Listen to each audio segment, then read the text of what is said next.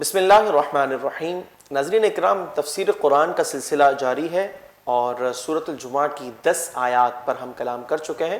آج اس سورہ مبارکہ کی آخری آیت پر کلام کر اس کو مکمل کریں گے۔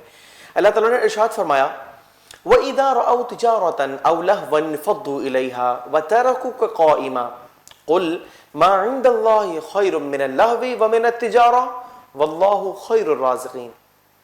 فرمایا کہ اور جب انہوں نے کوئی تجارت یا کھیل دیکھا تو اس طرف چل دیے اور تمہیں کھڑا چھوڑ گئے۔ تم فرماؤ کہ جو اللہ کے پاس ہے وہ کھیل اور تجارت سے بہتر ہے اور اللہ بہتر رزق عطا فرمانے والا ہے۔ ناظرین، اس آیت کریمہ کا پس منظر یہ ہے کہ ایک مرتبہ رسول مکرم صلی اللہ علیہ وسلم خطبہ ارشاد فرما رہے تھے، صحابہ کرام علیہم الرضوان سماعت کر رہے تھے، اور اس وقت جو وقت تھا وہ ایسا تھا کہ رزق کی تنگی مدینہ المنورہ میں محسوس کی جا رہی تھی۔ ایک قافلہ آیا اور اس نے طبل بجایا، ایک سائرن دیا، لوگوں کو پتہ چل جاتا کہ جناب قافلہ آیا ہے اور وہ ساز و سامان لے کر آیا ہے، جس کی ضرورت ہوتی وہ جا کر خرید دیتا۔ اب یہ وہ وقت تھا جب آپ علیہ السلام جمعۃ المبارک میں کھڑے ہو کر کے خطبہ ارشاد فرما رہے تھے۔ 12 افراد موجود تھے، بقیہ جو دیگر اصحاب تھے وہ اس طرف چل دیے تاکہ وہ سامان جو ہے جو انہوں نے لینا ہے، ضرورت کا سامان، وہ رہ نہ جائے اور یہ جو تنگی ہے اس کو کسی طرح دور کیا جائے۔ اللہ تبارک و تعالیٰ نے یہ آیت کریمہ نازل فرمائی کہ جب انہوں نے کوئی کھیل یا تجارت دیکھی تو اس سمت چل دیے اور تمہیں کھڑا چھوڑ گئے۔ تو رسول مکرم صلی اللہ علیہ وسلم حالت قیام خطبہ ارشاد فرما رہے تھے۔ آج بھی یہ سنت جو خطبہ ہیں وہ اختیار کرتے ہیں اور کھڑے رہ کر کے خطبہ جو ہے وہ اسی سنت کے مطابق دیا جاتا ہے۔ خطیب کے لیے سنت یہ ہے کہ وہ کھڑے رہ کر کے خطبہ ارشاد فرمائیں۔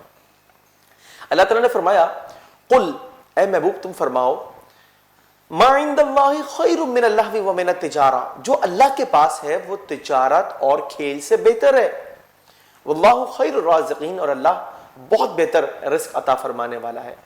بات یہ ہے کہ صحابہ کرام علیہم الرضوان کو یہ تلقین کی گئی، یہ تعلیم دی گئی کہ اللہ تبارک و تعالیٰ اور رسول مکرم صلی اللہ علیہ وسلم کی اطاعت میں جو ان کے لیے فائدے ہیں، درجات کی بلندیاں ہیں، جو دنیا کے اندر اطمینان قلبی ہے اور اللہ تبارک و تعالیٰ کی رضا جو پوشیدہ ہے، وہ بہت بہتر ہے ان چیزوں سے۔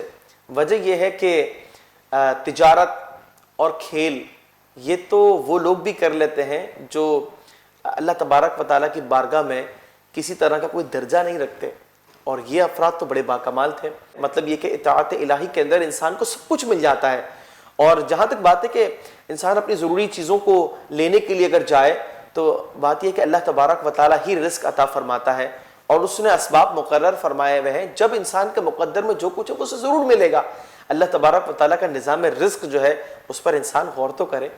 آپ یہ دیکھیے نا کہ جہاں انسان اپنے اندر ایک شعور رکھتا ہے، وہ سمجھدار ہے، وہ کوشش کرنا جانتا ہے، محنت کرنا جانتا ہے، رزق تلاش کر لیتا ہے، لیکن ان پرندوں پر غور کیا جائے، ان بے زبان جانوروں پر غور کیا جائے کہ جو کمانا نہیں جانتے، جو تجارت نہیں جانتے، جو بولنا نہیں جانتے، جو سمجھنا نہیں جانتے، لیکن ان کو بھی تو اللہ تعالیٰ عطا فرما رہا ہے۔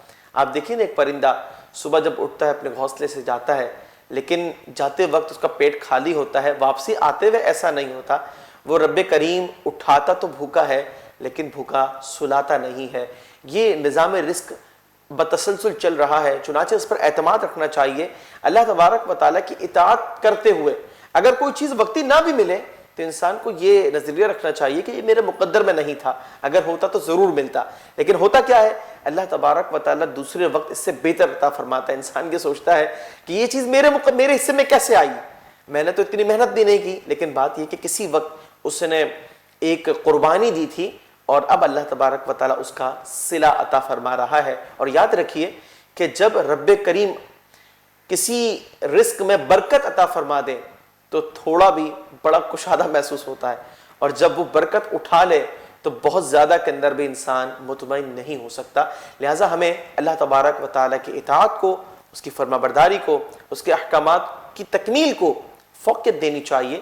یقیناً اسی کے اندر عافیت اور دنیا جہاں کی سلامتی پوشیدہ ہے۔